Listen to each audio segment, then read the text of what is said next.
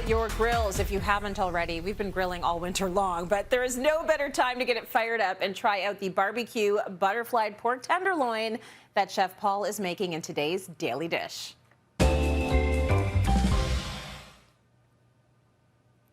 Okay, I know you want in on this recipe, so take a look at the ingredients you will need. Maybe you want to make it for dinner tonight. This sounds so good. How do we start? Tracy, I know you're going to love this because you love it when we just twist the things that we're so used to cooking over and over again into something completely new. And at its core, this is just, manipulating pork tenderloin so we can grill it like a flank steak. And it's got two components, sauce and meat. So let's start with the sauce.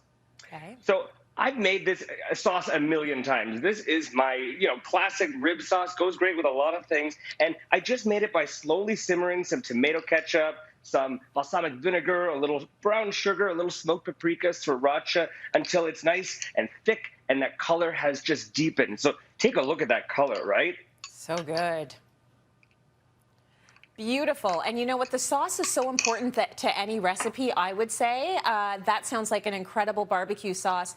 Now, would this go well if you were staying away from the pork? Some people can't have it for religious reasons. Some people just don't like pork. What would you suggest as another protein you could use?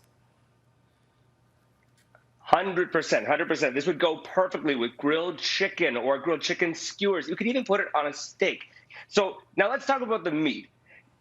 All you have to do is two crucial things. When you're dealing with pork tenderloin, as you can see, the shape is very irregular. It goes from thin to thick and sort of tapers off at the end. So what we're doing here is we're just going to open it up like a book, make it more even. And that gives us more surface area for caramelization. That's where the good flavor comes from. And all you have to do is remove this silver skin. This is critical. So I like to recommend using a nice sharp knife. Don't even try it with a dull knife, and just get underneath and start removing it in little strips. And if it comes apart, sort of slowly and irregularly, don't worry. Just take your time. What you're trying to do is not waste any meat. Once upon a time, I worked at a butcher shop, and that's like the mantra. Take your time. Don't waste any of that meat.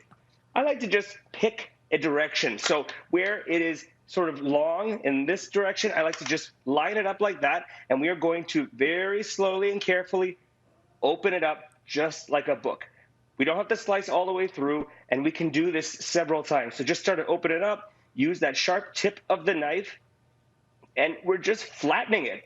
And what this will do is give us that shape. People are already familiar cooking because they're used to cooking flank steaks, and this makes it a little more exciting to cook, a little more interesting to cook.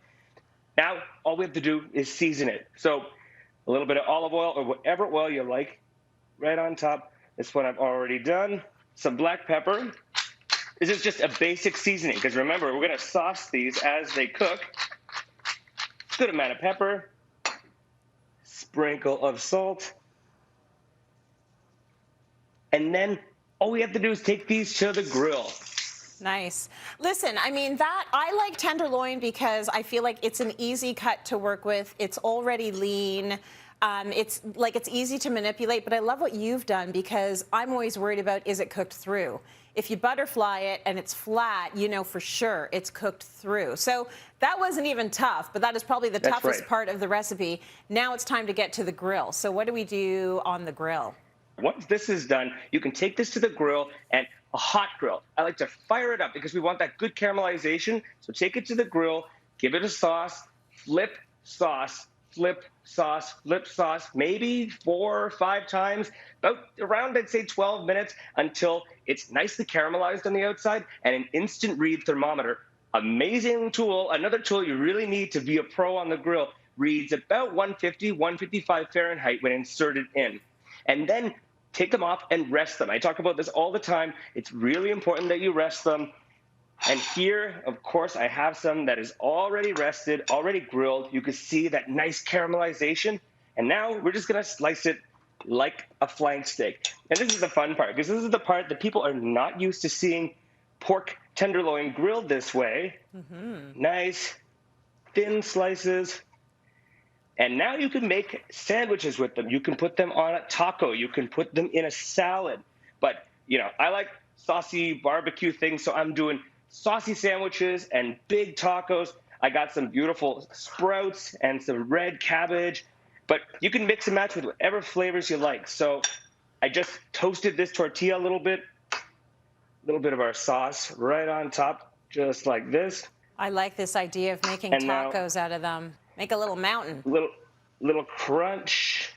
Exactly. And you could do for a huge group. The other thing, pork tenderloin is so economical. This is great for when we can get back together. You know, we're going to be getting back together with gusto. So this is a perfect recipe for a barbecue that's, I'm sure, right around the corner.